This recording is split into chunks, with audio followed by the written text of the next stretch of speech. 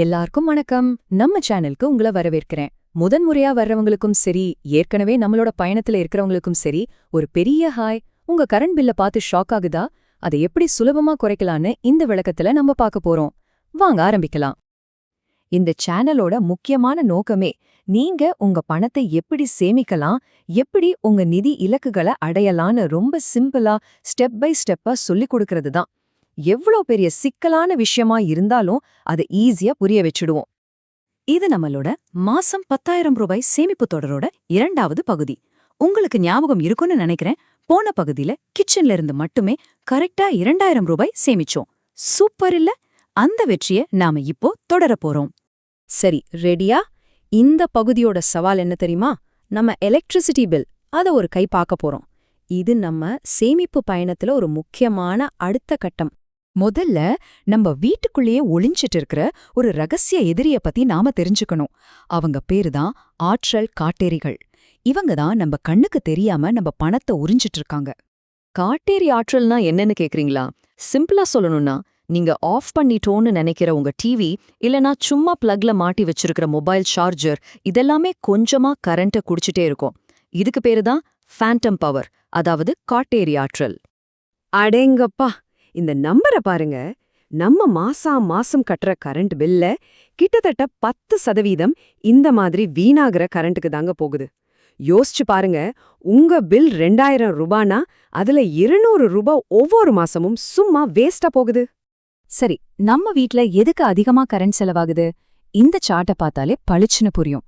பாதிக்கு மேல, அதாவது 52% நம்ம ஏசிஆர் ஹீட்டருக்கு தான் போகுது.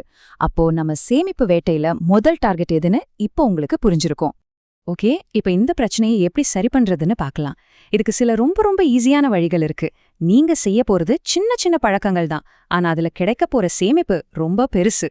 முதல்ல இந்த பல்பு விஷயத்துக்கு வருவோம். அந்த பழைய குண்டு பல்பு இருக்கு இல்லையா, அது 90% கரண்ட்டை வெளிச்சத்துக்கு பதிலா சூடாக்கி வேஸ்ட் பண்ணுது. ஆனா இந்த எனர்ஜி ஸ்டார் எல்இடி பல்புகள் 75% கரண்ட்டை மிச்சப்படுத்துது. அது மட்டும் இல்ல, 25 மடங்கு அதிக நாள் உழைக்கும். கொஞ்ச நாள்லயே போட்ட காசை எடுத்துடலாம். அடுத்தது ஒரு 5 நிமிஷத்து வேலைதான். உங்க ஏசியோட ஃபில்டர்ல தூசி படிஞ்சிருந்தா அது ரொம்ப கஷ்டப்பட்டு ஓடி நிறைய கரண்ட் இழுக்கும். மாசம் அதை எடுத்து ஒரு தட்டு தட்டி கிளீன் பண்ணாலே போதும். உங்க ஏசி பில்ல 15% வரைக்கும் குறைக்க முடியும். வெறும் 5 நிமிஷம்தான், ஆனா சேமிப்பு எவ்வளோ பாருங்க. சரி, இப்போ ஒரு நைட் ரொட்டீன் பத்தி பார்க்கலாம். ராத்திரி தூங்க போறதுக்கு முன்னாடி இந்த 3 விஷயத்த மட்டும் பண்ணுங்க. சார்ஜர்களை பிளக்ல இருந்து எடுத்துடுங்க. டிவி, கம்ப்யூட்டர் எல்லாத்தையும் ஒரே பவர் ஸ்ட்ரிப்ல போட்டு ஒரே பட்டன்ல ஆஃப் பண்ணுங்க.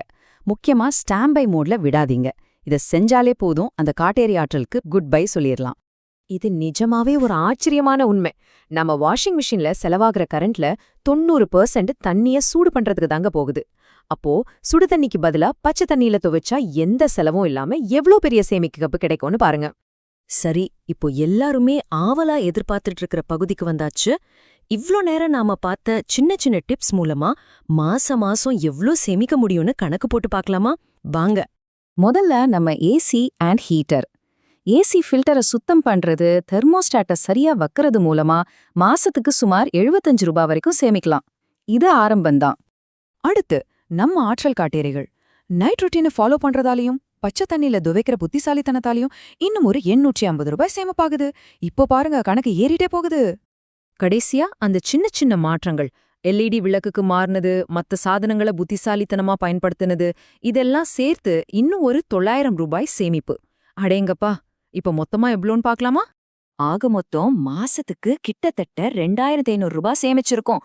சூப்பர் இல்ல? பாத்தீங்களா சின்ன மாற்றங்கள் எவ்ளோ பெரிய வித்தியாசத்தை உண்டாக்குதுன்னு? இது நம்ம சேமிப்பு பயணத்துல ஒரு மிகப்பெரிய வெற்றி. இந்த விஷயம் எவ்வளவு உண்மை பாருங்க. தினமும் நாம செய்யற சின்ன நல்ல பழக்கங்கள் தான் காலப்போக்குல பெரிய அளவுல பணத்தை மிச்சப்படுத்த உதவுது. அதுதான் வெற்றியோட உண்மையான ரகசியம்.